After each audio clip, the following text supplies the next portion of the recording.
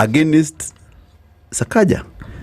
This is a qualified, tested captain of the industry. Yes. But what did we do? We said we love the wheelbarrows and people who drive the wheelbarrows. So and then do this. Yes. Yes. Yeah? So now I think when I was watching a couple of weeks ago, the president had a huge event at the State House, right? Yeah. And he invited all of these young people. Yeah.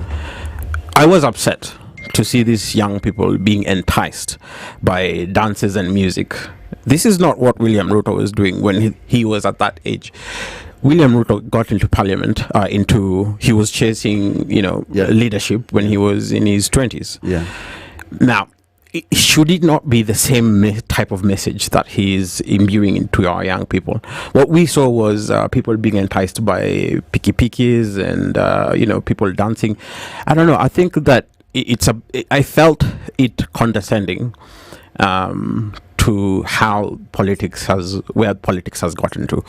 And the young people need to wake up to realize that they need to participate. They need, and the governors also need to wake up to realize that we need a more informed society. And therefore, to back what he was saying, education. Education, but we changed the system of education. Do you remember actually, the CBC? Yeah, education is one big elephant that has to be eaten slowly because it comes in many ways and at different stages. A child is born and a child is supposed to be educated socially and culturally before even joining the formal education where you have four walls and a roof. Right. Now, if you want to know that Kenyans are really uneducated, so to speak, just look at... Are you saying we are uneducated? Yes, I'm saying we are uneducated. A quotient. I would a quotient of us are illiterate. Not all of us, I suppose. because we think that acquired knowledge is education. Right. Yeah. Education is not only acquired knowledge. So what, are you placing emphasis on tacit knowledge? I'm placing emphasis on more of tacit knowledge. Right. Then let acquired be just a tip of it. Right. Just to supplement what you have. Like the Chinese. Like the Chinese or Japanese. Because even when I came here and came up the stairs, the lifts, the everything, look at how many people go through the door before a lady goes through the door. We don't have that courtesy chivalry. Look at even the way we address each other. Right. When you go somewhere, somebody tells you, Sema, you see, there's no excuse me. Yes. There's no what can I do for you. It's no longer there. Okay? And you tell somebody your name and after a minute they've forgotten. And this is where you're making an observation that there is moral decadence. As long as there's moral decadence from the time we are born, yes, and we grow up with it, and we go to schools where our teachers dance the way our teachers are nowadays dancing on open days. Right. Then what kind of... And they're doing fashion shows. Yes. What kind of education are we giving our children? You see, and these are the people we think are supposed to be leaders. Here is a situation where you find one person who is corrupt, immoral, and unethical. Yes. Convincing 1 million people. Yes. Okay? Yes. Who are upright. And they can do nothing about it. Yes. You see, that is where you say education is not helpful to these people. Does culture help then? Culture does help. But then the question that I would moot is, how do we make that... transformation. How do we make that transition? How do we make that transformation? Because you're right. You have already observed where the problem lies. And you're right. I have had the advantage of being to a few other countries other than Kenya. And I can tell you 100%, if you go to somewhere like Turkey, if you go to Istanbul, if you go to, say, Bangkok or Australia, people are a little bit more courteous. Mm-hmm. And that's ingrained in the culture. But then how do we, as a society, get to that place? What are the steps that we need to take in order for us to say, all right, Kenya, this is where we are. We have acknowledged, because the first thing before we remedy any issues as a society, I would imagine that the first thing we have to do is acknowledge that indeed this is where we fall short. These are our shortcomings. But then how do we get to that place where we can say, indeed, these are the steps we're going to take in order for us to upgrade our society and get to that place where we are more enlightened, so to speak. We have two segments of upbringing, Right. for children or people who are coming up, because they're the future leaders. The first is the home upbringing. Charity Now, begins at home. Yeah, charity begins at home. Now, Yes. in serious countries, let me call it that, in serious countries, any child who grows up in an abusive environment is removed from such parents. Right.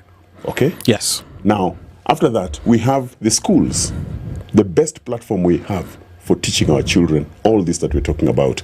Because how many people go through the highest level of education but still throw banana peels out of the window?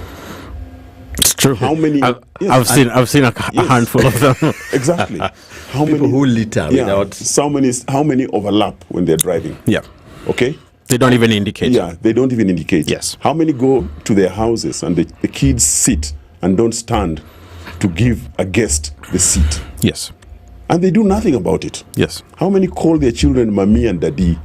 And when mommy and daddy does anything wrong, nothing is done. Reprimanded. Yeah. Yeah. Okay? Yeah. And then two parents are discordant in that they're controlling or they're managing their home, pulling apart. Yeah. So here we are bringing up these people, and then when they go to school, they find teachers who take them through the same wrong direction. Right. And when they come out here, we have leaders who, again, so that's why I was saying that it requires, first of all, individual change. Right. A total turnaround in the way we do things. Right. The way we handle and manage ourselves in front of the children. Right. Because if we don't start it when they're young, we can't do anything to these adults that we see. Yes. It's gone. I agree with you. But on we that. have to do something from that young age. I think, Oduo, you've really captured it very well, but the question would be that do you think that the leadership of today and even the people in this country are willing to take the hard road to reform this country to where we will see proper leadership coming in? You know, it's interesting you say that. And the one thing I've always asked myself is, some of these leaders have actually traveled. Some of these leaders have seen other societies thrive. Yeah. Some of these leaders come and, in fact, rub it on our faces that once you elect me, I will endear to make Kenya like Singapore, and so on and so forth. So it's not like they haven't been there. But you realize that when push comes to shove, nothing happens. And so, for me, I think the problem begins with poor leadership. For me, it begins with us having that understanding that in order for us to change such systems, because this will take time, we need to first change our leadership. The people that we put at the very helm of governance need to be responsible individuals, need to be people who are vetted. We need to have vetted them enough to see that their dispositions, the way they conduct themselves in the public light, their characters are in check. And that's what we need to educate Kenyans at the very incipient stages. We can't rush to say, all right, we're going to change system. We can't rush to say that if we are seated here in this studio and we have this amazing discussion that it's going to change anyone. I think that at the very core of the problem is our leadership, the people that we put in charge. See, when we had post-election violence, there's something that the government did that was very interesting, and the government has failed to do that since then. There was a campaign of making sure that communities are united, the message of unity is put out there, and so on and so on. And that's a campaign that the government spent a lot of money to make to see that happen. We don't see that anymore. So I think that to address that issue, we need better leaders. We need to be cognizant of that. Yes, it will do better. Yes. You see, about an hour away from Nairobi, Right. there's a country that is trying to do what we are struggling to explain in many words. Right. And that's Rwanda. Right. And it starts from the leader, the number one leader. Kagame. There are so many things that happen or don't happen in Kigali because of the leadership. Right. Okay? Basic things, simple things. If you go to Kigali, you'll be shocked. And actually, you'll feel embarrassed that you're a Kenyan. Really? Yes. Now, there's so many things. If yes, you'll feel so embarrassed straight away. Someone told me that from the Kigali is airport. Ushago. From the airport. No, that's not. It's shags. It's not. It's someone told me Kigali. It's a cool shags. It's a cool shags. Yeah, it's a cool shags. Look at this. In Kigali, you don't step on the grass. Yeah. Tell me if that is a cool That's shag. cool. In Kigali, there's no noise pollution in town. Matatus don't shout, and they don't hoot unnecessarily. Yeah, they don't. Okay, people don't stand in a matatu. Yeah. Okay, and then there are no old cars. Even saloon cars go for inspection regularly. Yes. There are no old cars. In Kigali, you can walk for a whole week or two without polishing your shoes because you'll not step on mud anywhere. Yeah. So, and every building on a frontage of a road has a security light, and if it's not on by 6, you have to explain why. So, laws are working. The bylaws are working for this city. Right. Now, back to something else. The government has an opportunity of integrating Kenyans. And you can do that in so many ways. Right. The housing policy, the land policy, you can use it to integrate Kenyans. Okay? How?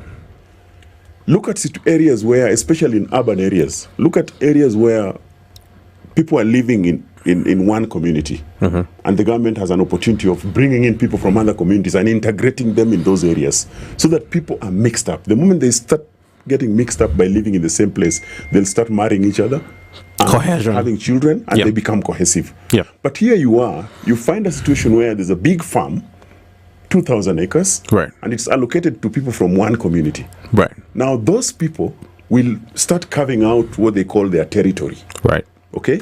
So it becomes their territory, and the next 2,000 acres are people from, again, one community, their territory. Right. If the government had a policy where when you're going to occupy such a place, it is plot A belongs to somebody from X community, plot B from another one, plot C from another one, not because you can afford or anything, but the government puts in policies that allocation is done according to how much people can integrate. Right. So that we start cohesion from where we live and how we live. Grassroots levels. Okay, I'm just giving an example of land and housing policy that can help people integrate. So I think you've really captured it well. But when we come back, I wanted just to remind you, because you and I have written history books before, that you forgot that the great Ambrose of Afa tried that in 1957. 52. And was killed in 57. He became the finance officer of Nairobi in 1952. Chairman of the committee. Chairman of the committee, finance, 1952 Nairobi, before independence. He started distributing and reintegrating Nairobi. Yes. Isn't it? Yeah. By 1957, he was shot on Donholm Road, what we call Jogo Road today, just next to City Stadium. Yeah. And that thing died a stillbirth. Then I'll remind you another gentleman you know very well. The gentleman from Kibera, Ayan. Yes, Samuel. Samuel Ayan constructed houses in Kibera, and that's why people call Ayan Estate. Yeah. Samuel Ayan distributed houses equally. What happened to him? Yeah. He was hounded out. So the problem is that people have had motive and have had a good way of trying to integrate Kenyans. Right. But the society fights back. How do we tame this? The way we tame that, I think it's just the government messaging. It has to come from the helm. It will take time for sure. It has to take time. This is not something that can miraculously happen overnight. But I think that leaders have to be, first of all, very brave. Amid the facts that you have just pointed out, leaders have to be very brave.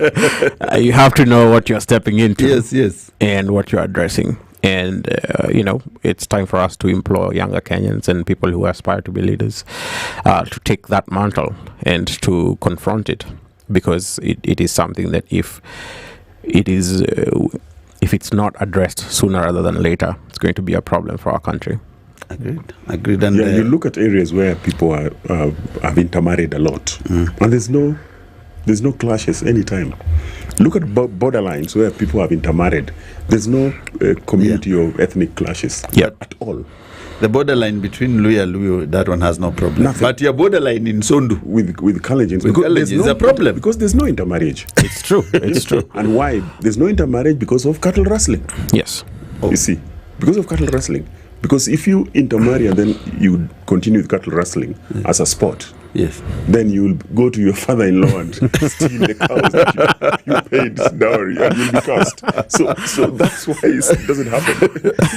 gentlemen, I think we stop it there for this part of the show, and then when you come back, definitely we'll have more conversation, more illuminating.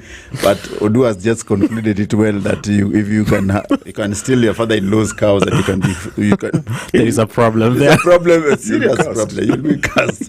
So let me invite back DJ Champs on 1 and 2s, and of course it's your afternoon drive with Deno and myself and Bethel Odu in studio, and of course DJ Champs giving us the best piece of music. It's channel 94.4 Spice FM and everything nice.